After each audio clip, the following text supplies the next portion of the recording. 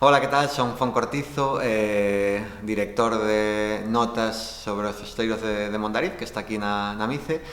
Bueno, que é un documental, como ben di o título, sobre os cesteiros de Mondariz, que é unha tradición pois centenaria, da que queda pois moitas influencias, pero cesteiros en Mondariz xa non quedan. Entón, no documental retratamos a Enrique Taboas, que é o último dos herdeiros, non, desa tradición centenaria, e o poñemos en paralelo tamén con Idoia Cuesta, que é unha artista, deseñadora, que utiliza os métodos da cestería para facer unha cousa totalmente diferente, moito máis cercana ao mundo da arte, do deseño.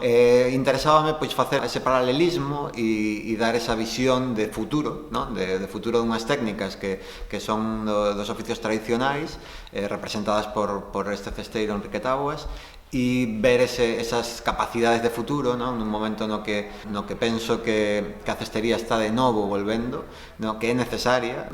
Para nós este documental é o idóneo para vir aquí a Mice, non? Un festival no que está moi ben acollido, non?